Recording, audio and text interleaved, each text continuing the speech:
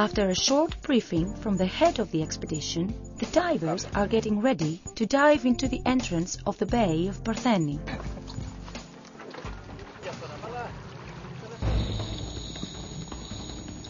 Another shipwreck of unique beauty is visible at 39 meters. It is the Italian anti-submarine boat which carried the huge metallic net that sealed the port's entrance. The workers and the thick cables that drag the metallic net are still there. It seems like this picture is going to come to life and the huge net will rise again. Swimming inside the boat, the signs of war are visible everywhere. A bomb from an enemy aircraft which hit the boat cut her side horribly. Bullets are scattered everywhere. What the divers experience is an indescribable quietness. Each diver experiences a sweet loneliness, immersed in his thoughts and listening only to the sound of his breathing.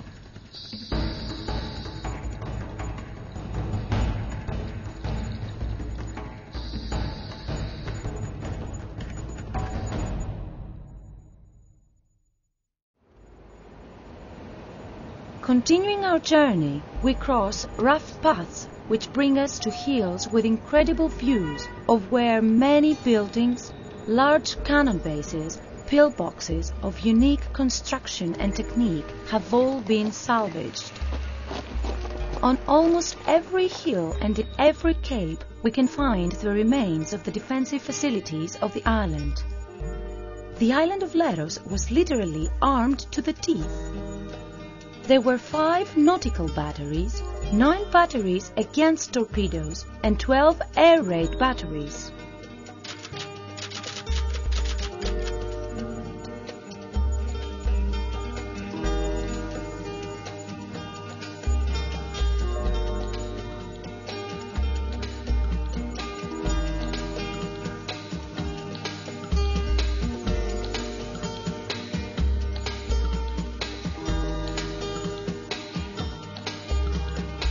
Of the 52 days of the Battle of Leros, during the first 6 there were 300 air raids with 1,369 aircraft flights over its sky. The air raid batteries shot nearly 300,000 shells. The front command toward the sea, along with the anti-aircraft ground defense command, Command Fam Dicat, had their headquarters on Patella Mountain.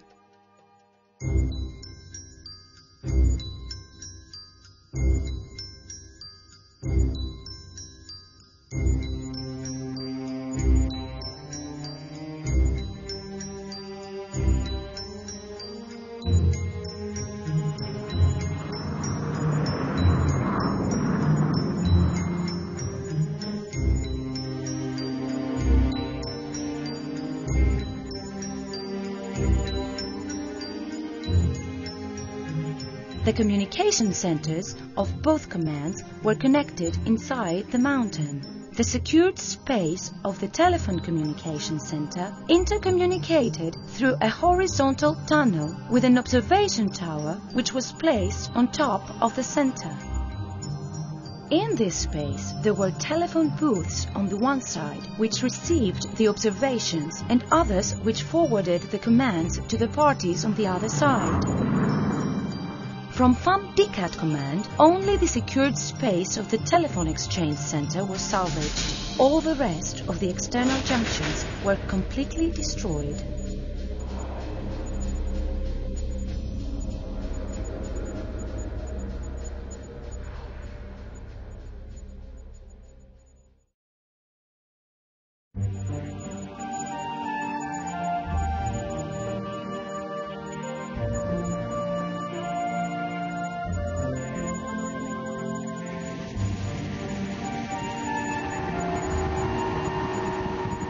Continuing their journey, the diving team visits one more shipwreck. At the Bay of Belefoutis, 16 meters under sea level, lies a big part of the fuselage of a German bombardier, a Henkel 111.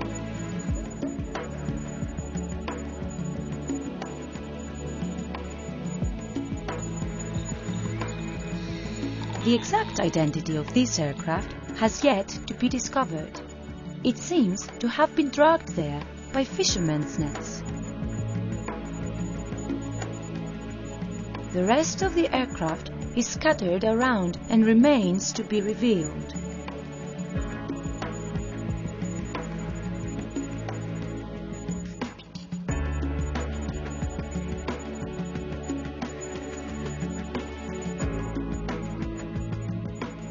This specific aircraft had a 5-member crew.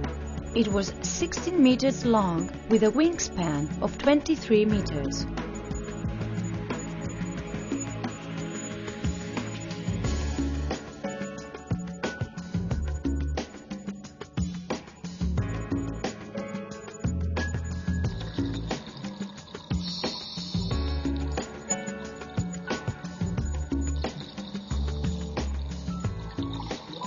During the landing of the German troops on the island of Leros, the main body of the naval forces landed mostly on the northeast coast of the island.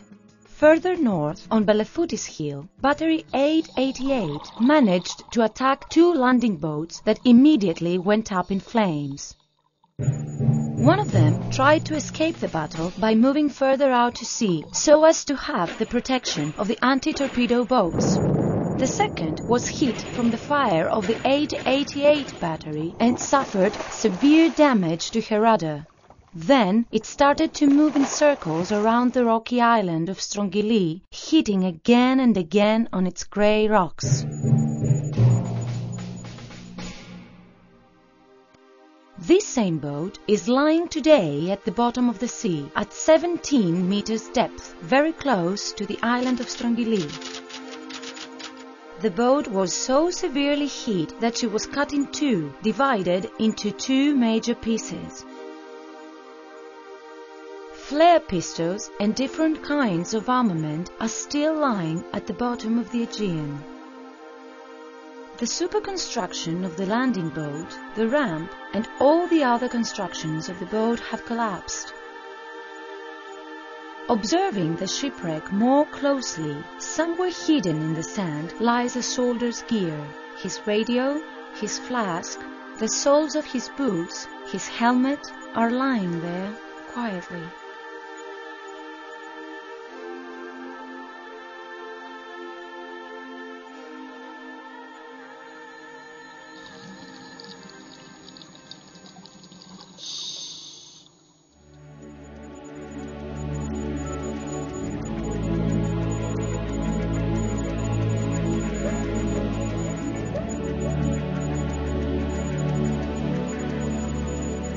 The English headquarters was dug inside the hill of Merovigli.